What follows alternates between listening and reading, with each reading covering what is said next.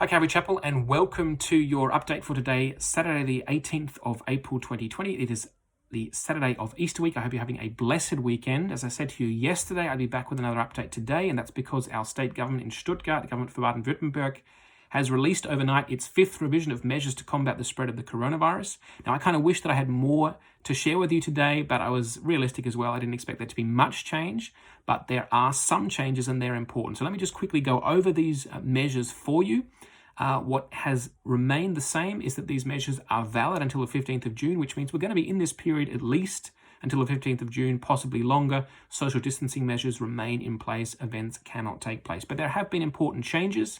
As you probably know from the news, retail will be opening up again from Monday. Some school classes will be going back on the 4th of May. There's another important change, and that is for the first time these measures contain a date until which worship services are not supposed to take place. Up till now, there was no date in there. We had no idea about where the timeline was for getting back together and sharing worship services together, certainly from the perspective of the state government.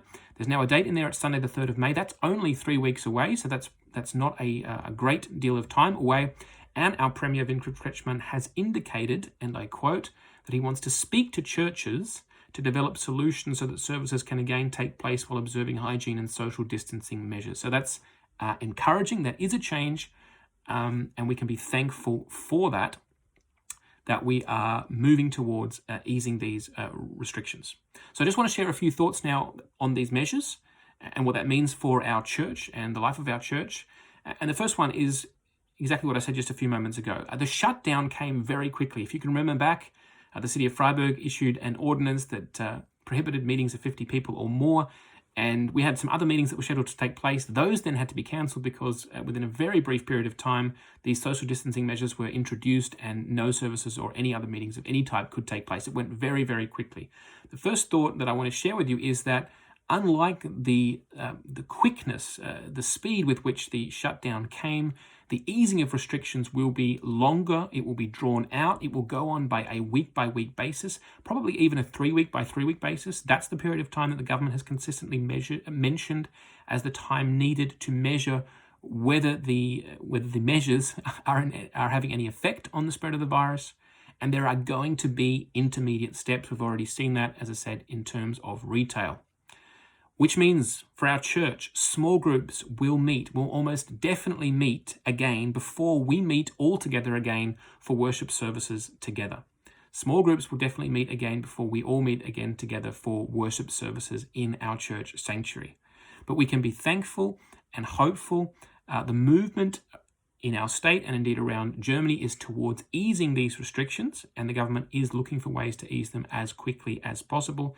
And we can also give thanks to God for that, and also for the current update from the health ministry here in Germany, being that the spread of the coronavirus in some sense is under control. As far as that is ever possible for us as human beings to have a situation under control, it is under control here in Germany. Give thanks to God for that. That's the first thought. Be ready for intermediate, longer, drawn-out process of these restrictions being eased. Secondly, I really want to be hopeful and optimistic. Some people, when you hear this, you might be going, Sam, you are way too hopeful, way too optimistic. But I'm hopeful, therefore, that small groups can meet together again sometime in the back half of the month of May. Yes, that small groups can meet together sometime in the back half of the month of May. And so I just want to encourage you guys with that. 6, 7, 8 weeks of social isolation, confinement, shelter in place, lockdown, however you want to call it, this is just not good for our souls. We've been created to have relationships with each other, therefore to reflect the image of God and the relationships within the Trinity, Father, Son, and Holy Spirit. And we need those relationships. And so I want to encourage all small group leaders, start preparing to go back to meeting together in the flesh, face-to-face, person-to-person. Be intentional and wise about that. Encourage your group members. And if you're not part of a small group, now is the time to join a small group. I've been so encouraged to see new small groups have been starting even in this period, both in German and in English. And we'll include the link under this video. If you're not in a small group, you can get in contact with the small group coordinators and the deacons to become involved in one and then get ready to meet again, hopefully, as I say, from the second half of the month of May. That's my second point. Third point for us today as a result of this new revision of the measures from our state government is that we should realize now, guys, it is unlikely that we will just go back from one week to the next to normal services, that there'll just be a decision made, and from one Sunday where we have no services to the next Sunday we'll have all 3 services. That's unlikely to happen. Think about our services. On a Sunday morning in a single service, we can have up to 350 people attend. Church at 5 on a Sunday evening often attracts somewhere between 80 to 100 people, and on a Wednesday evening anywhere between 40 and 60 people come. So we've even got different service sizes. So we just have to be aware of this. I want you to realize this right now. It's not going to be, as I said, it's going to be a time of intermediate steps. It's not going to just be the case that we go back from 0 to 100 to normal services within the space of a week. And that means I want to encourage you right now, we are going to need patience with each other. We are going to need creativity. We're going to need humility, and we are going to need love for each other. I doubt these intermediate steps will be convenient for everyone. And so I want to encourage you right now, be thinking and praying how we as a church can be loving each other in this phase of intermediate steps, specifically with regard to the recommencement of our worship services in the church sanctuary. It's, as I say, I want to repeat that, get it clear.